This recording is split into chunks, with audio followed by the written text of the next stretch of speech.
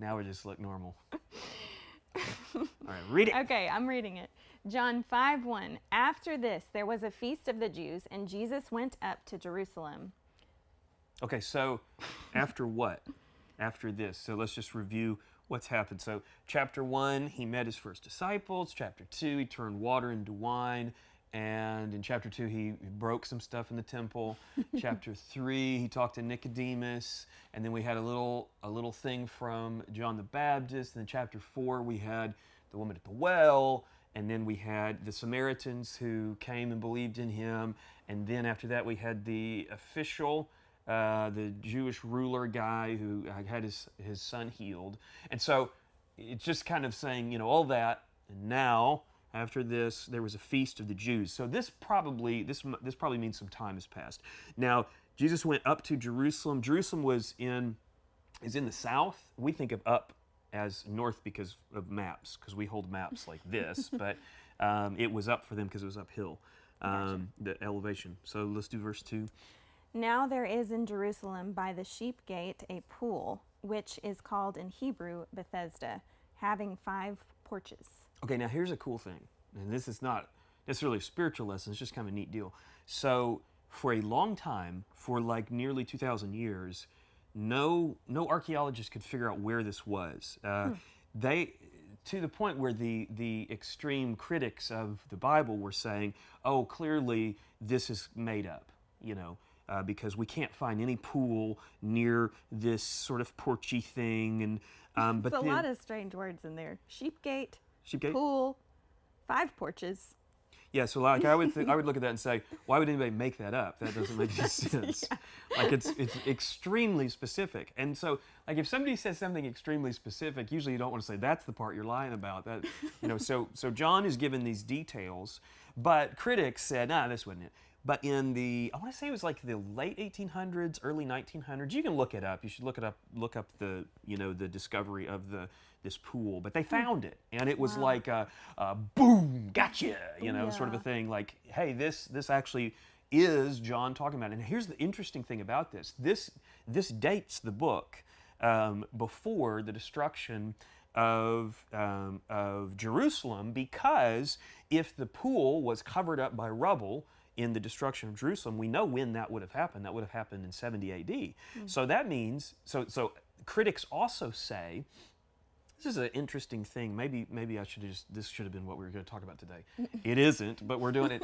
So critics also say, well, any supernatural material in the Gospels prove that it must have been written way later, because Jesus predicts stuff. He predicts all kinds of stuff. So this shows that if somebody wrote it after 70 AD, like long after 70 AD, they wouldn't have known about this pool. They wouldn't have known about it. So the extreme critics say, oh, it was written 100 years after, it happened. And that's just not the case. So anyway, that's enough of that. Let's move on. Maybe that's good to know. Dear, move on. You're clogging the pipes. Okay, here we go. Okay, let me just start. Was too much. If I'm talking too much, just start reading the next one, and then I won't be able to resist talking about that one. So. All right. In these lay a great multitude of sick people, blind, lame, paralyzed, waiting for the moving of the water. Okay, we don't know much about this. Apparently, it's going to tell us some things. We don't really have any other info about this kind of stuff, but basically we got sick people hanging around the pools. The water would move. Now it's gonna kind of explain it, but we don't have like any more information about it. So it's really fascinating here. For an angel went down at a certain time into the pool and stirred up the water. Then whoever stepped in first after the stirring of the water was made well of whatever disease he had. So this is basically the narrator telling us what was happening. He doesn't indicate whether this is superstition. He doesn't indicate. I mean, he speaks about it as if this actually happened. So, who knows? I don't know what's going on here, but it does seem like it was something that was happening. So, but apparently not everybody could get healed from it, and we'll see that here in a moment. Now a certain man was there who had an infirmity. It was like, that can't be right. An infinity he had stone. An infinity stone. He had the gauntlet, but he was missing one, so he couldn't control the universe. Which, by the way, why is it that Thanos has to snap in order to melt the universe down? Why does he have to snap? I always thought, it's in your mind. He can. It's probably just, we need to see that he's thinking something. And do you know how big those fingers are? His fingers are like this big. I bet it's harder to snap when your fingers are that big. Like when Iron Man grabbed his hand and was trying to pull the gauntlet off, it's like that hand was like a mackerel. All right, you're all over the place today. Well, I'm going to keep us moving. It was my fault. I said infinity. Viewers. But you know what? This background thing. It does kind of look like an infinity stone. That's what put infinity in my head, I think. Okay, let me start over. Now, a certain man was there who had an infirmity 38 years. Okay, so what is an infirmity? He was sick. He was sick, and probably means he couldn't. He couldn't walk. Some kind of disease or something. Probably couldn't walk. Okay. When Jesus saw him lying there and knew that he already had been in that condition a long time, he said to him, "Do you want to be made well?" Okay, so this is a little bit unique because sometimes Jesus just heals people, just kind of, you're healed, but he initiates a conversation with this guy, and my guess is that Jesus often would initiate a conversation, but the storyteller, obviously we trim stories down for brevity, and so I think John wants us to know something about this guy by the way that the conversation goes. So let's see how the conversation goes. The sick man answered him, "Sir, I have no man to put me into the pool when the water is stirred up. But while I am coming, another steps down before me." Okay, so here's the first thing that I want us to notice about this guy is, what does he do immediately when Jesus asks him a question? Well, first of all, he doesn't answer the question. He doesn't say, yes, just I want to be healed. He almost takes it defensively, and he blames other people. Notice what he says, "Sir, I have no man to put me into the pool." So he's saying, nobody'll help me. I mean, like it ain't my fault that I didn't get healed. Nobody's here to help me. I mean, he's almost like he's moaning here. Yeah. Now, I mean, sure, his situation is bad, but he's been in this situation for a long time, and he has this mindset that it's somebody else's fault. "I have no man to put me into the pool when the water is stirred up, but while I am coming, another steps down before me." So not only is there no one to help me, but everybody else is getting in front of me. And if other people are being healed, you could at least see a situation where he could look at that and say, well, at least somebody else is getting help. So that's the first thing I want us to notice is he takes really no responsibility for himself. He blames his situation on others. Now, we're going to see, and I think it's maybe in next week's tomorrow's verses, but we're going to see that this seems to be kind of a systemic thing with this guy. Okay, hit it. Jesus said to him, "Rise, take up your bed and walk." And immediately the man was made well, took up his bed and walked. And that day was the Sabbath. Okay, so when you hear, so there's a lot in this. First of all, he's healed. And it's so understated. You notice John doesn't say, "Woo, dun, dun, dun, dun, dun, dun, dun." He just says, he got up and, he got up. Now, what we know at this moment is that as this is happening, Jesus slips away. Okay, so it's going to tell us that in a minute. So Jesus slips away. So there's no more conversation, but notice this last line, "And that day was the Sabbath." What we should hear in our heads, I got a piano here, no, I'll just do it with my mouth. What we should hear in our heads when we hear it was the Sabbath is, dun, dun, dun, because Jesus has just told him to do something. Jesus knew the rabbi's rules, okay? So Jesus has just told him to do something that's going to get him in trouble. Notice what it is. We'll see it in this next one. The Jews therefore said to him, who was cured? It is the Sabbath. It is not lawful for you to carry your bed. Yeah, so... I thought that was to say, who has cured you? To him who was cured. Oh, I read that person, wrong. Yeah. The Jews therefore said to him who was cured, Yeah. It is the Sabbath. It is not lawful for you to carry out your bed. Very carry your subtle, bed. but you English speakers recognize the difference. Sorry. Yeah, so they see him and they say, somebody's calling me, I'm not going to take it. It's from Alba, Texas. Sorry, Alba. If you are in Alba, Texas, please stop calling me. There's a call center there that sends out scam calls all the time. Where are we? The Jews, therefore. Okay, so it's the Sabbath. Jesus has told him to carry his mat, And Jesus knew the rabbi's rules. Now, the rabbi's rules were more extreme than what the Bible actually taught. The Bible taught, basically, keep the Sabbath day holy. And there's not a whole lot in Scripture to explain exactly what that entails, but basically it's don't do work. Well, the rabbis had taken that and made it super legalistic and say, you don't even get to carry anything on the Sabbath. Jesus knows that, and Jesus is a fighter of men's legalistic traditions. So think about what Jesus just did. Jesus knows these rules, and Jesus says to the man on the Sabbath, Jesus knew the day of the week too, by the way. He's better than me because I never do. But he knows it's a Sabbath. He says to the guy, carry your mat. So he's telling the guy to break the rabbi's rules. Now that's a dangerous play because that can get you hurt. Ultimately, that's what they would accuse Jesus of, and they put him on a cross for it. So they corner the Jewish leaders. It says Jews here. That means the leaders. It's not like every Jew is talking to him. But so they ask him. They tell him it is not lawful for you to carry your bed. Okay, here we go. He answered them, "He who made me well said to me, take up your bed and walk." Now notice what he does again. Remember what we said? What did we say he did in the first place? He didn't really answer the question. He the first didn't. one. So in the first one, he didn't answer the question, and he did something else. He blamed other people. Notice what he's doing again here. He's blaming other people. He's saying, He told me to. He told me to. Yeah. I hear that one a lot. Yeah. We have young kids. I still have a memory of like being young. Blake, if you're out there, I'm sorry. I remember fooling around with my friend Blake, and we were kind of slapping each other, goofing around, and we got called down by the teacher and said, stop that. And I said, well, he's hitting people. And then I thought, what a wretched person I am. This is my buddy, And I was obviously hitting him. I just sort of was trying to throw him under the bus. It feels similar to what this guy does. The guy who told me to pick up my mat, he's the one that's to blame. Okay, so yet again, we see the same thing. Now, here's the thing. This guy has just been healed. Now, a lot of times when we see people who are healed, this is why I think this is one of the very unique miracle stories in Scripture.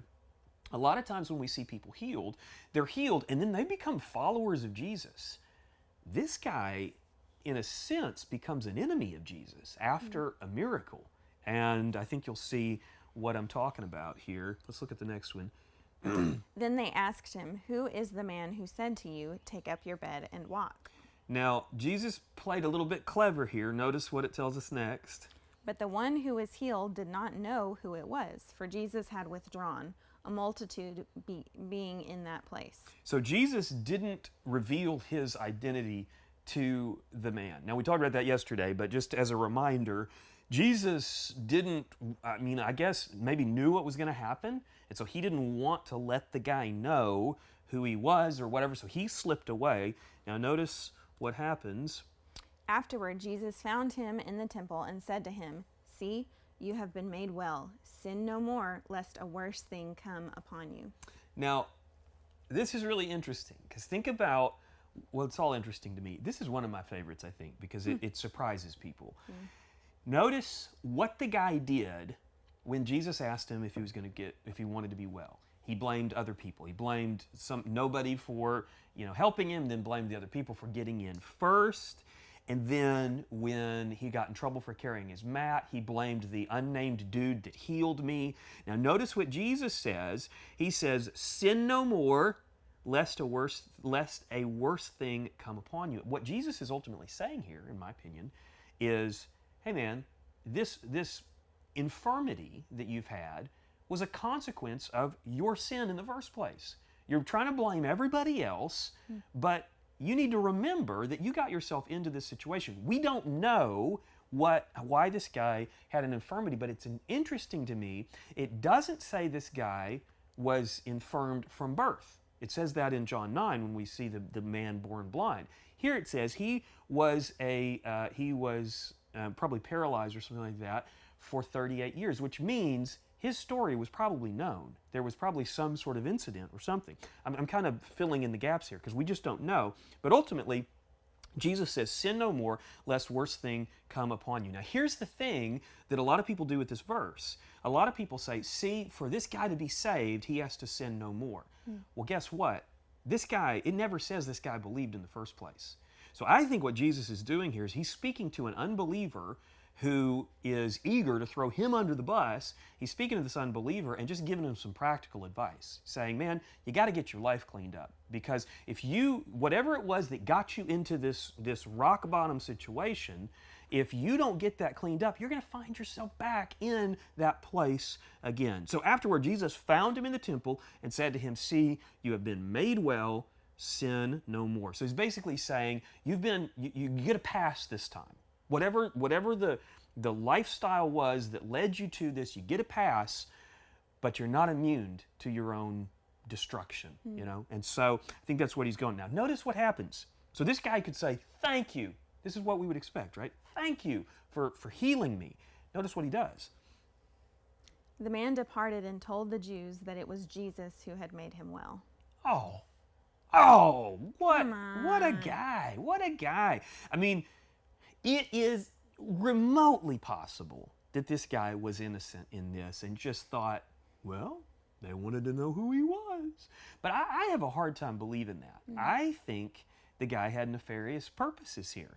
I think he was frustrated. I think he was mad. I'm filling in the gaps because we don't know, but I think he didn't like how Jesus had just treated him. I think that he could have become a follower of Jesus. He could have said, yes, you know what, I do need to get my life kind of straightened out again.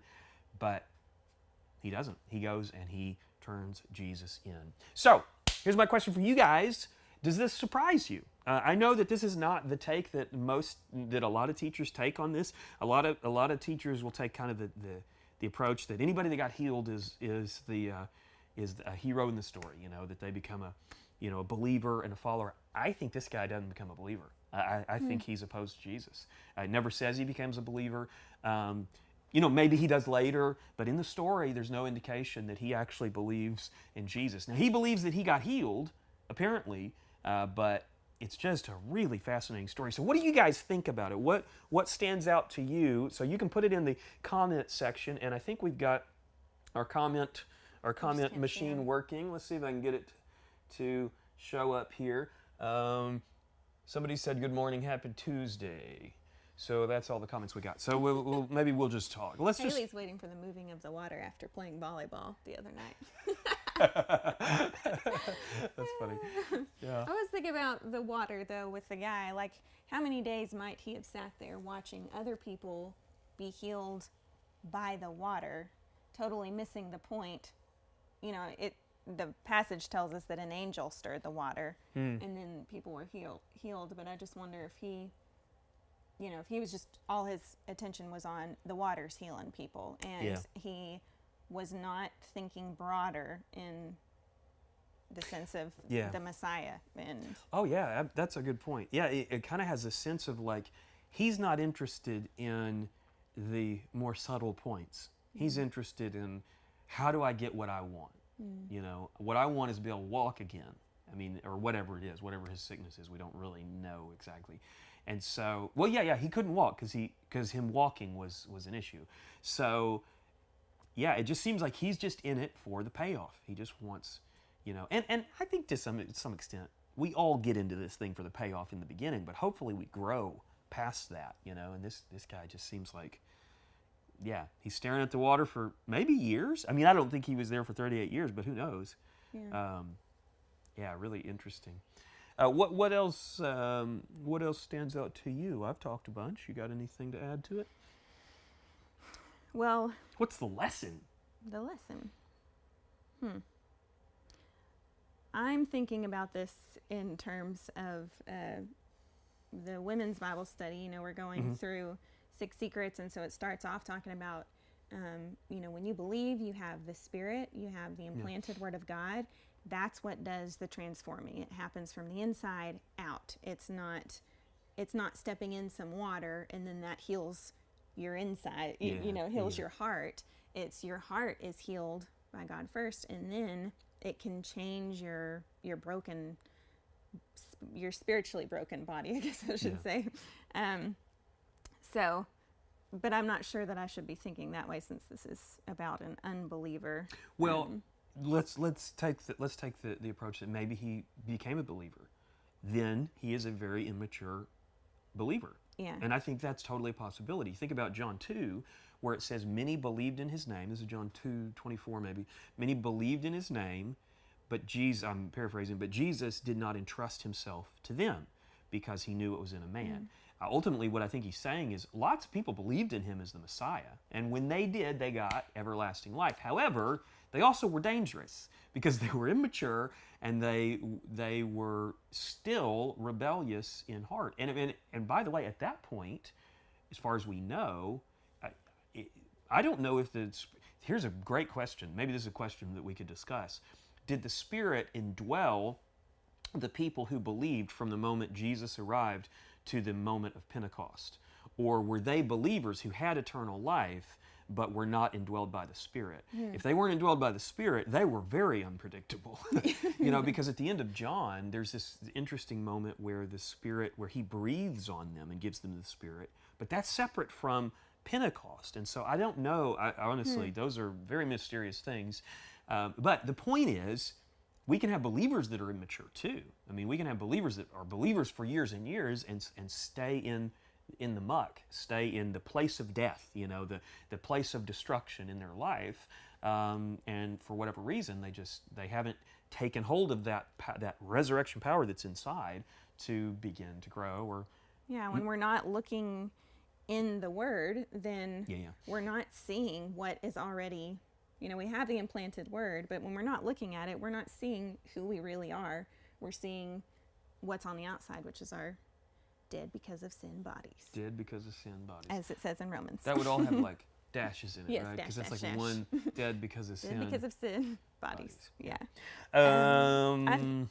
What else? I don't know if you went live in the Tony Evans commentary group. I think we are. If you're in the Tony Evans group, let us know. But I really like what is said in the Tony Evans study Bible. About commentary. Probably. Yeah, and commentary about verses 15 and 16, which this is more, we've been talking about the guy who got healed, but this is more focusing, I think, on the religious leaders. But it says, while Jesus was changing lives, the leaders were playing religion. No matter how much religious activity you are engaged in, if you're not in the life-changing business, then you're not in the business of Jesus. And I think that really applies to life-changing in the sense of, even for people who are already believers, we don't automatically experience spiritual life unless we're, listening to his word and all of that. And so when we're in the business of just following the commands we, pull out of the Bible, or making sure everyone else is acting the way they should be acting, then we're missing the whole point, which is experiencing life, here, so that we can have an even more abundant life in eternity too. Yeah, that's good. Yeah, the mindset is the gateway to abundant life. So if your life is a wreck right now, like, if your life is if you're on the ropes, if you're rock bottom, whatever, I'm sure there's some of us, in this group where we, this theoretical digital group that we're in right now, there's probably some of us that are just feeling the effects of the damage that life does to us. You can handle that in different ways. You can handle it like this guy did, which is blame everybody else. Point at everybody around you. Say, well, it's not my fault. It's the economy, or it's the quarantine, or it's my great aunt who used to beat me with a bamboo pole. Whatever. You point at somebody else. We can do. That didn't happen. Did that happen to you? No. No. I started to laugh and I thought, well, it may have happened to somebody. So I'm sorry. That's not funny. And Edna was just whopping you. That's not funny. It isn't funny. So whatever. Here's the point, though.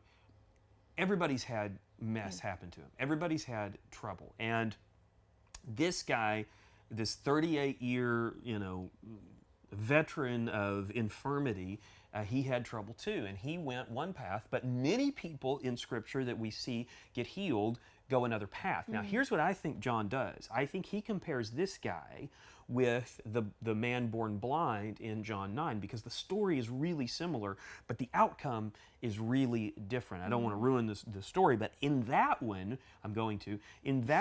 the man born blind responds totally different at the end of the story, because it's a similar thing where Jesus sort of separates from him, leaves the guy to defend himself, and ultimately he proves himself to be a lion among men because he defends not only the concept that he was healed, but that this Jesus guy is something special. And so anyway, here's I think our bottom line is stop blaming other people. I mean, you want to get to the destination of joy. It's going to begin with your mindset. And your mindset, if you want abundant life and you want to get past the damage and the mess, it's going to have to begin with your mindset. And then we're talking to believers here. If you're a believer, if you've ever believed, it's time to start thinking about the types of thought processes you have and the types of things you set your mind on. We say this a lot. We feel like the center of the spiritual life for believers is set your mind on things above, and things begin to line up with that. We've gone way too long. How long is it? It's 30 minutes. It's too long. We got to go. Let's do some prayer time. What do you think? How much coffee did you drink this Not morning? enough. You know what I did? I usually dilute it, but I drank it like straight gasoline today. You're on a new level. New level. I like it though. It's this weird hat you got me. I like it. Here's what I think's happening. I think it's squeezing the blood, and the blood can't get to the top of my brain where all of my higher functions are. It's just pooling down here where my mouth is. Is that how the brain works? I wasn't real good in biology. Biology. But I don't think that's the way it works. Okay. All right. Well, let's. So why don't you tell them what our guided prayer time is? Okay, so we're going to do guided prayer. It's basically just walking you through the model prayer that Jesus gave us in Matthew. So we'll have just prompts for each section of the prayer, and we'll give you a little time to do whatever that prompt is saying. Very good. That was a fantastic explanation. All right, let's go to it. We'll be back at the end to say bye-bye so you don't feel abandoned.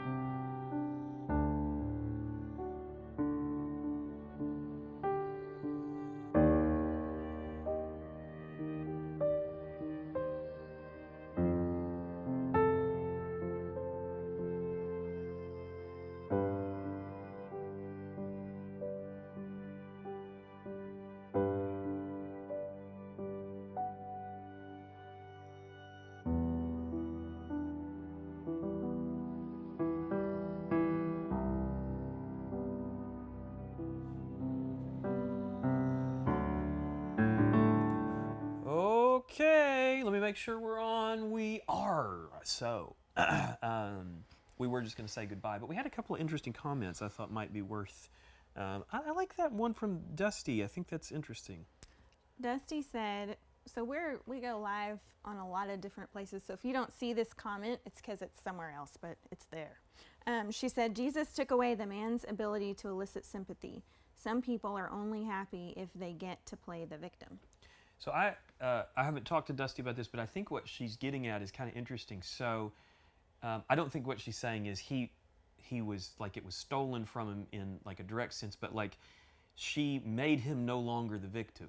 And it seemed like he might, we don't know for sure, but he might have really enjoyed playing the victim, you know, and By healing him, he was no longer getting he's no longer the sympathy. victim. Yeah. He's and so here, I mean, maybe the lesson there is the victim mentality takes time to escape from, especially 38 years of practice in it. Yeah, and there's people that deal with infirmity and pain and destruction in their life, and they don't play the victim. They accept it and pray about it and move on. There's others that are going to get caught in that trap of I'm always the victim. Why does everything always happen to me? So, really interesting idea. For believers, suffering is a good thing it's because expected, it brings us closer to God and and it's expected. Okay, another one. Did you want to read another one? Well, it looks like we. What was Catherine's? I thought that was kind of interesting. She had. What was the second one? Okay, if his infirmity was due to sin, Jesus did not make him rehash his sin, but did caution him not to sin, lest something worse happen to him. That's a good point. Yeah, and she said if it was because of sin, because we don't know for sure, but it does kind of seem that way. But that's a good point. He didn't. He didn't say, shame, shame, why don't you confess and tell me what it is? I mean, he's sort of like, that it's in the past, but now you have a fresh start. And maybe that's a good thing to end on, is just, you can have a fresh start wherever you are. You can have a fresh start, and maybe this quarantine's a good time to do it. It's a really good reset button where your entire life has probably changed. Maybe it's time to kind of think about that. How could your life look? Especially if you're a believer, how could your life look if you hit the reset button? Something to think about today. All of our routines, I think, have been obliterated. Yeah, no kidding. And so while we're shaking things up, we might as well shake them up for the positive to add in some good things that we can carry on after. Yeah, I like that. All this. I like that. Cool. All right, anything else we need to say? Love you guys. Let's say what we're doing this week. Why don't you tell them what's going on? So tomorrow morning we have another morning of morning verses. That was too many mornings. I apologize. Wednesday. Yeah, Wednesday. And then Thursday at 11 a.m. we will do Free Grace Women, which is a Bible study on 6 secrets. Friday morning at 11 a.m. we'll do the kids show. And then Sunday at 11 a.m. we are here for church stuff, normal church kind of stuff. But not normal. It's not normal. It's not normal, but it's as normal. We're trying to get it as normal as possible without being in the room with you. Yeah. Physically. It would be weird to be in your room doing church. Right. Somebody just came on their bike. I guess that means we better wrap it up. All right. Love you guys, and we will see you soon. I'm going to sign off and figure out where the button is to sign off. Let's see. I think it's over here. Let me get over here. All right. We'll see you guys later on. Goodbye.